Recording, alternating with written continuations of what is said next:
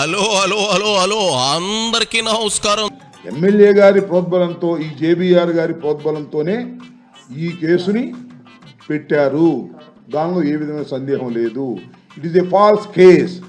Right case ఏంటో అసలు నిన్ను బొక్కలో దోసి మాక్లియర్ కదా అనాల్సింది సరిపోయేది. మా చర్లలో పట్టపగలు రాక్షసుల్లో ఎంటాడు చంపేస్తే దాన్ని ఫాల్స్ కేసు అంటావా?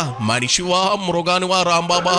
జనం చీ కొట్టక ముందే టాపిక్ మార్చు. ఈ విషయంలో నీ దగ్గర మ్యాటర్ లేదని నాకు అర్థమైందిలే. ఏరే సంగతి ఏదైనా ఉంటే చెప్పో. జగన్ గారిని అరెస్ట్ చేస్తారని అంటానే ఉన్నారుగా. జగన్ గారు చెప్పాడుగా ఏమని, నేను విజయవాడలోనే ఉన్నాను వెల్కమ్ అన్నాడు కదా. జగన్ గారిని అరెస్ట్ చేస్తారని అంటున్నారు. నేను విజయవాడలోనే తాడేపల్లి ప్యాలెస్లోనూ ఉంటానని చెప్పిన సాయంత్రమే మీ బాస్ బెంగళూరుకి ఎక్కేసాడు. ఆ విషయం నీకు తెలియదేమో.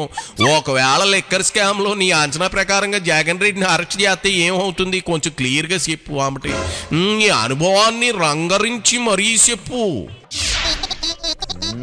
జగన్ గారికి అరెస్ట్ కావడం జగన్ గారి కొత్త ఏం కాదుగా.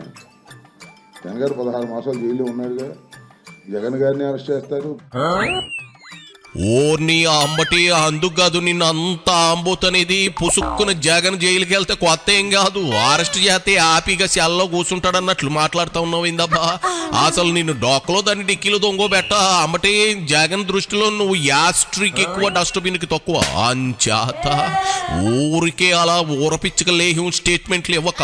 జగన్కి తెలిస్తే నీ బాత్రూంలోకి గోడలు వచ్చేస్తుంది. మార్నింగ్కి నీ గుండెపోటు వచ్చేస్తుంది. జాగ్రత్త.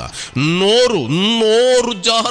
అది వదిలే. జగన్ కాకుండా మరి ఇంకెవరిని అరెస్ట్ చేసే అవకాశం ఉంది మీ పార్టీలో? ముందది చెప్పోపాలి. రామకృష్ణారెడ్డిని అరెస్ట్ చేస్తారు, వాళ్ళ తమ్ముడిని అరెస్ట్ చేస్తారు.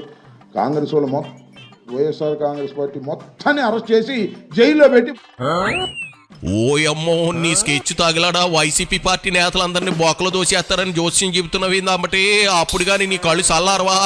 దుర్యోధనుడితోనే ఉంటూ కౌరవ సామ్రాజ్యాన్ని పతనం చేసి నిత్యం కోరుకున్న శకుని మామల మాట్లాడుతూ కనిపిస్తూ ఉన్నావు. ఏంటమ్మటి కొంపదీసి నువ్వు కోవట్టు కాదు కదా? ఎన్ని చెప్పావు? అసలు నీ అరెస్ట్ ఎప్పుడో కూడా చెప్పు, ఇని సంతోషిస్తాం.